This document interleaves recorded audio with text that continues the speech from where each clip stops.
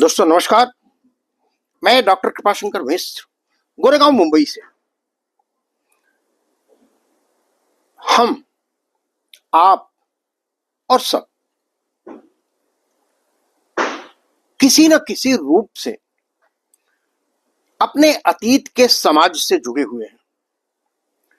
हमारा अतीत कैसा था, किस तरह का था, कैसे लोग थे, किस तरह की व्यवस्थाएं थीं, उन व्यवस्थाओं में उनका जीवन यापन कैसे होता था।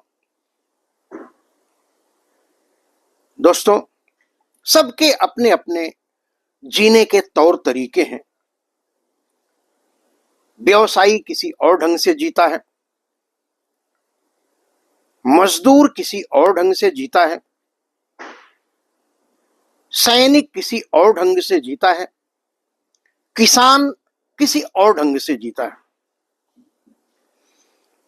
आज मैं गांव की पृष्ठभूमि पर एक अपनी ऐसी रचना आपके सामने लेकर उपस्थित हुआ हूं जो वर्तमान के परिप्रेक्ष्य में वो कालातीत हो गया है। अगर जो लोग उत्तर प्रदेश, बिहार, मध्य प्रदेश या किसी ग्रामीण अंचल से जिनका संबंध होगा, उन्होंने वहां पर यह जरूर सुना होगा कि हमारे किसान, चाहे वो सीमांत हो, चाहे लघु हो, चाहे बड़े काश्तकार हो, सबके यहां जो पानी की व्यवस्था होती थी खेती को सींचने के लिए, एक विधा होती थी पुरवट। कई और अन्य तरह की विधाएं होती थी। दुबला होता था, रहट होती थी, या और अन्य तरीके से जो हमारे सरोवर हैं, तालाब हैं, नाले हैं, नालियां हैं और छोटे मोटी बहती हुई जो नदियां हैं, उन्हें रोक करके उनके पानी को खेत के लिए वो निकाला जाता था। मैं उस अतीत की बात कर रहा हूं जब हमारे खेती के सींचने के लिए पुरवट की एक विधा होती थी। पुरवट विधा दोस्तों आज लगभग समाप्त है और आने वाली जो हमारी संततियां हैं उसके जो उपादान हैं, जो साधन हैं और उस पुरवट के लिए किन किन चीजों की आवश्यकता होती थी, शायद उससे भी अनभिज्ञ ही है। तो मेरी यह कविता ही जो है वो है पुरवट। पुरवट में किन किन चीजों की जरूरत होती है, तब वो कुएं से जल को बाहर निकाल करके खेती तक पहुंचाता था। तो मैं मोटे मोटे तौर पर बता देता हूं जिससे आपको समझने में दिक्कत ना हो। पुरवट में दो बैल होते हैं, जुआ होता है, नार होता है, मोट होती है, मोट जिससे पानी निकाला जाता है, और मोट को एक मेगेरे से उसको अच्छी तरह सिला जाता है जिससे उस मेगेरे में पूरा पानी भर करके ऊपर आए, और उसको चारों तरफ से घेरती थी घोरई। और एक कुएं के दो छुहियां होती थी, उन छुहियों पर एक बंगेर रखा जाता था जिस पर एक गगारी रखी जाती थी, और वह गगारी जो है धुरई पर होती थी। एक पौदरी होती थी, एक उड़ान होता था। एक उस पानी को जब मोट कुएं से ऊपर आता था तो एक टेकने वाला एक व्यक्ति होता था जो उस मोट को पानी से उड़ान में गिराता था और वो पानी खेत के लिए आगे निकल जाता था नालियों से। पौदरी होती थी, पौदरी का अंतिम एक बड़ा ये सपाट होता था, ऊंचास से नीचे नीचे ढलान होती थी जहां पर बैल जाकर के रुक जाते थे और फिर वापस आते थे। जब मोट का पानी खाली हो जाता था फिर वो वापस आते थे, फिर अपने ऊपरी वाली भाग पे आते थे और मोट से पानी फिर निकालते थे, और फिर निकाल करके ये प्रक्रिया लगभग चलती रहती थी। तो दोस्तों, ये जो पुरवट है बस ये विधा है, और तब की ये विधा है जब ये हमारे जीवन की एक रेखा थी। और अगर यह सिंचन करने के लिए ये विधा शायद न होती तो हमारे खेत जो कभी ऊंचे हैं, नीचे हैं, थोड़ा अलग अलग ढंग से हैं, उन्हें सिंचित करने के लिए बड़ी मुश्किलें होती थी। तो दोस्तों, पुरवट पर मेरी यह कविता, पहले 4 लाइनें एक छंद के रूप में, बाद में मैं अपनी कविता आपको देता हूं।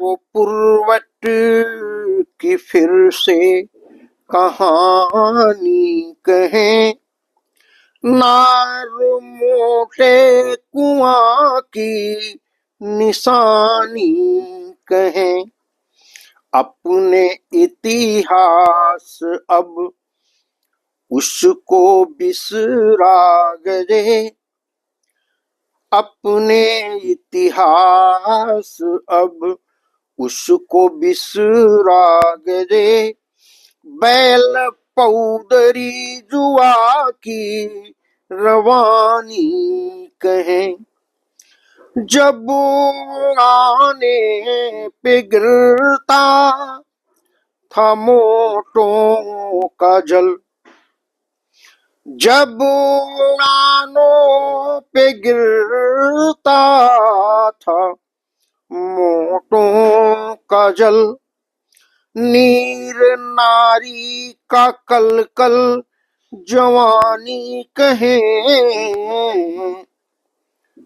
मोट मिलरा गलेरे पे धुरई धरी, मोट मिलरा गलेरे पे धुरई धरी, टेकते हाँकते गड़गड़ारी कहें, आओ पुरवट की फिर से कहानी कहें। दोस्तों, मेरा एक काव्य संग्रह मैं आपको दिखाता हूं, साहित्य मंथन। यह साहित्य मंथन जो अभी अभी प्रकाशित होने के बिल्कुल कगार पर है, उसी की यह एक रचना है। मैं आपके सामने निवेदित करना चाहता हूं, आपको भी समर्पित करना चाहता हूं, विशेष करके उन लोगों के लिए जो अपने पुरवट की विधा को विस्मृत कर दिए हैं। तो प्रस्तुत है, माना ये कहानी कल की है, माना ये कहानी कल की है, बीते व्यतीत के पल की है, पर आज भी जैसे जिंदा है, पर आज भी जैसे जिंदा है, पुरवट कंधों पर हल्की है, पुरवट कंधों पर हल्की है, हरवाह जुए से बैल नधे, हरवाह जुए से बैल नधे, श्रम सीकर से कण पैर विधे, संग नार मोट घुरई गणेर, साधन के साधे साध्य सदे, साधन के साधे साध्य सधे, पौदरी उड़ान के माथे से, पौदरी उड़ान के माथे से, भर पानी मोट नवाते से, अमृत जल से सिंचित सेवार, धरती पर स्वर्ग बसाते से, हो तापमान डिग्री 50, हो तापमान डिग्री 50, तलवों पर धरती का उछास, उफ हाय नहीं वांगी मिठास, भूखे हैं फिर भी नहीं त्रास, भूखे हैं फिर भी नहीं त्रास, दुख को इतना बर्दाश्त करें, माथे पर सिकन न आ पाए, सुख साहस धीर गंभीर धैर्य, सागर भी हृदय समा जाए, सागर भी हृदय समा जाए, कल कल बहते नाली से जल, कल कल बहते नाली से जल, करते हैं तृप्त धरा के थल, प्राणों का मोह भला किसको, प्राणों का मोह भला किसको, पर छीण न हो भारत का बल, पर छीण न हो भारत का बल, पोषक पोषण करता सबका, पोषक पोषण करता सबका, एहसान नहीं तिल भर उसका, सोए न कोई भूखा सपूत, सोए न कोई भूखा सपूत, कष्टों में फंसा कृषक तबका, कष्टों में फंसा कृषक तबका, मेरे पुरवट की आंखों से, मेरे पुरवट की आंखों से, सच्चे किसान की साखों से, स्वांतः सुखाए में सबका हित, स्वांतः सुखाए में सबका हित, पर मोल कहाँ है सांसों का, पर मोल कहाँ है सांसों का, श्रमहीन ख्वाहिशें मांग रही, श्रमहीन ख्वाहिशें मांग रही, दे दो हिसाब इतिहासों का, चारंग शक्ति जय चंदों को, चारंग शक्ति जय चंदों को, मरहम झूठे परिहासों का, मरहम झूठे परिहासों का, हो रहा अस्त पुरवट का दिन, हो रहा अस्त पुरवट का दिन, प्राचीन विरासत की पूंजी, पर अरवा चीन कहाँ खोया, पर अरवा चीन कहाँ खोया,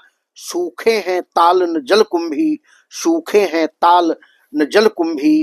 दोस्तों, यह पुरवट है, माना एक कहानी कल की है, बीते व्यतीत के पल की है यह पुरवट।